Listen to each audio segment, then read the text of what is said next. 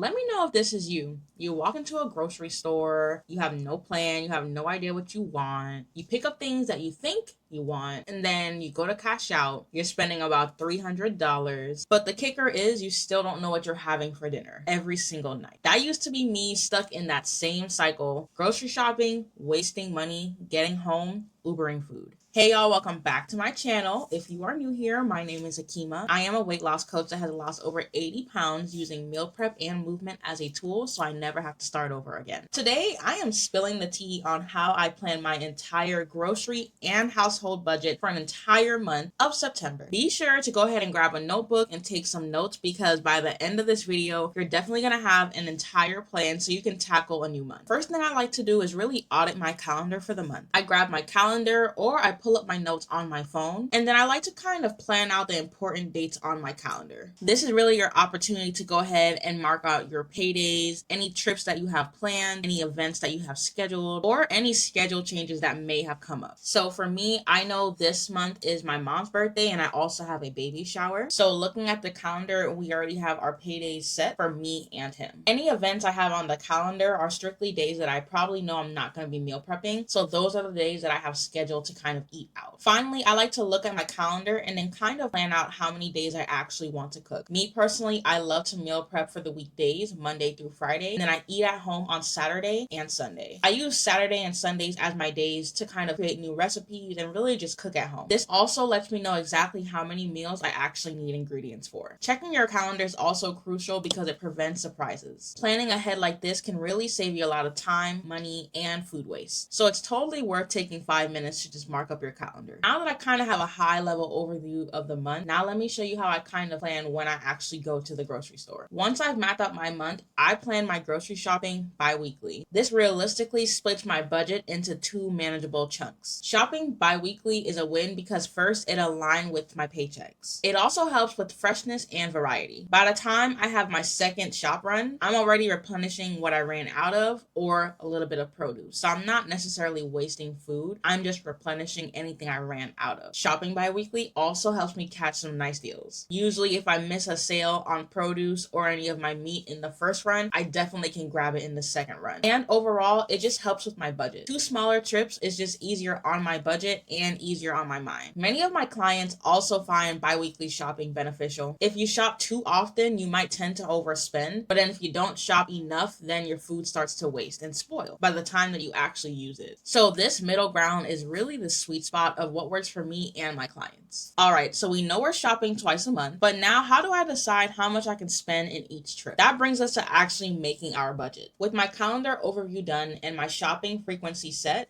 now I can think about my budget for the month. For the month of September, I gave myself a $700 total budget for my household and my groceries. I split $400 for my groceries, so that's mostly my consumables, my protein, all that good stuff. And then I split the other $300 for my household items. Household includes any essential items in the house, but also my pet food. So my household consists of me and my husband, and then my 3 pets. You might be thinking $700 is a lot, but let me tell you how I kind of came up with that number. The first thing I like to do is look at our past spending. How did we spend the prior month? What kind of feels tight but easy to manage at this time? Another thing that I like to do is a kitchen audit. I like to figure out what I have left over, what I ran out of, what essentials do I need? Personally, me, I ran out of everything over the summer because I was really experimenting with flavors. So I personally knew that I would need to stock up on all my essentials for fall. You might have to adjust these numbers for your household and any of your dietary preferences. But now let's kind of go over some examples of how your budget can look in your household. So if you have a smaller household like me, maybe 1 to 2 people, no kids, no pets,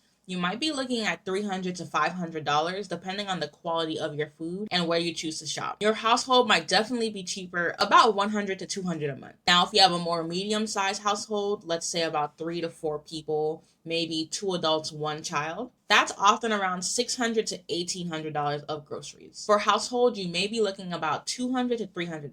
Now, if you have a larger household, we're talking about 5+ people, a full family, married, 2 to 3 kids, maybe even a couple dogs, you could easily go over $1,000 in groceries. And for household, I'm thinking about $300 minimum, but again, you can adjust it based on your household needs. The key is to really be honest about A, what you spend, and B, what you actually have on deck. If you're unsure where to start, go ahead and leave a comment with your household information and I can help you out. Because I know I'm splitting my $400 of groceries into 2 shops, that means that each bi-weekly shop is about $200 a month for my groceries. I use that kind of as a threshold so I'm not overspending. Typically on an average month, my groceries are actually $150, but during peak times like this, it's $200 bi-weekly. Now that we have a number on our budget, let's go ahead and kind of plan our bi-weekly grocery haul. I like to break my monthly grocery haul into 3 different portions. It's protein, carbs, and snacks. Then, of course, produce and extras. Each portion really helps me cover everything I need. And before you come for me, why did I prioritize snacks and not veggies? I don't buy my vegetables in bulk. I typically only buy my vegetables at smaller one-off stores, which we'll get into a little later in the video. Honestly, this used to be the most overwhelming part of my grocery shopping experience.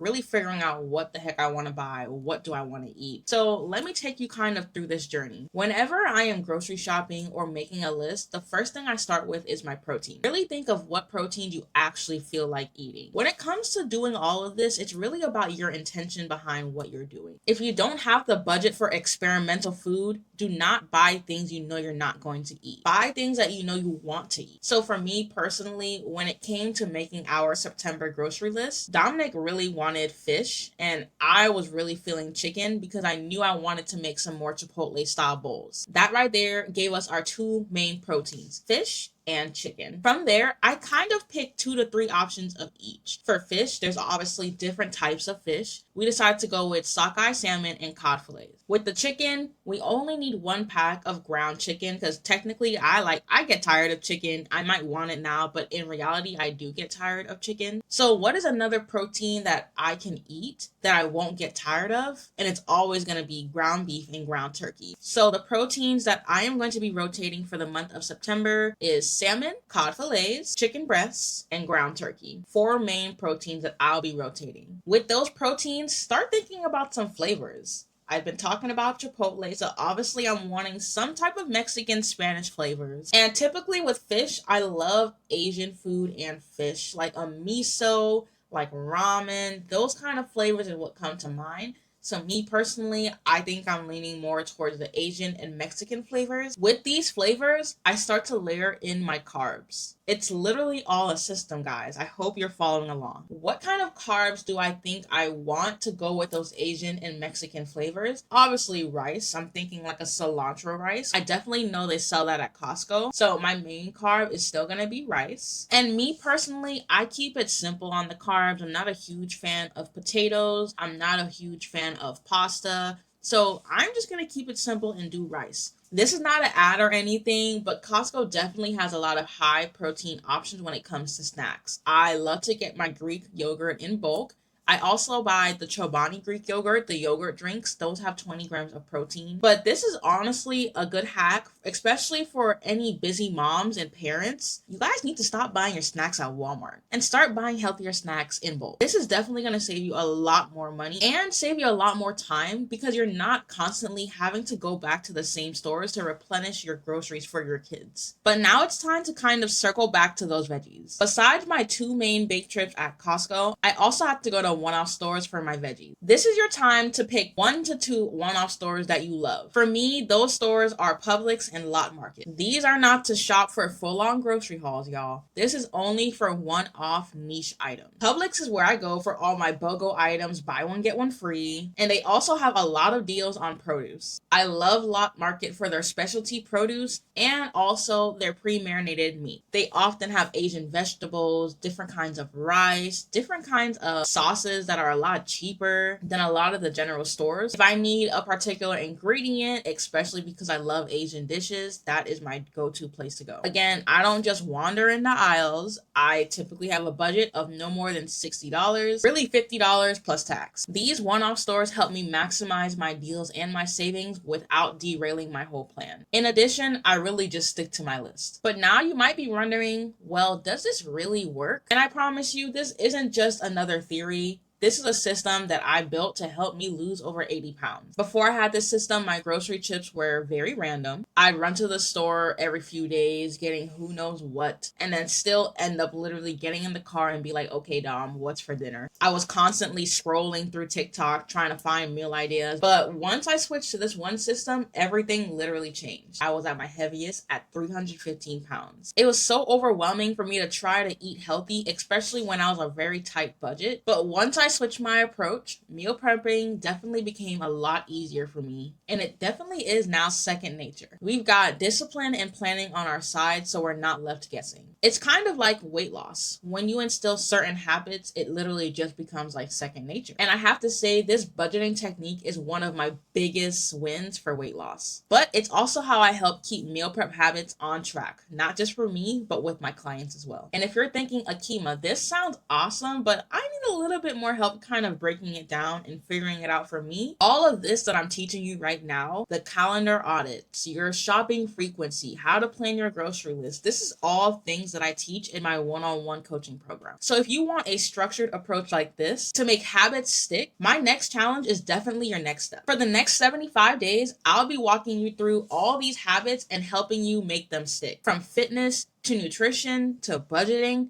even to mindset. You'll learn the exact habits that I taught myself to help me stay consistent, learn how to meal prep on a budget, and how to incorporate all that with movement to use it as a tool to finally lose weight and live the lifestyle that you deserve. If you've been winging it, going plan to plan, and not seeing any lasting results, 75 days of discipline is the plan that you need to tie it all together. You'll walk away at the end with zero more guesswork, just a proven system that works to help you handle your food and your finances. We start September 8th for 75 days, and it's just in time for Thanksgiving, so we can go ahead and reset and lock in before the end of the year. So if you're ready to finally take back control of your life, your mindset, your routine, look for the link in the description below. And if this video helped you out at all, please go ahead and like, and do not forget to subscribe so you do not miss any other meal prep videos or tips that I drop. Thank you guys for watching, and I'll see you in the next video.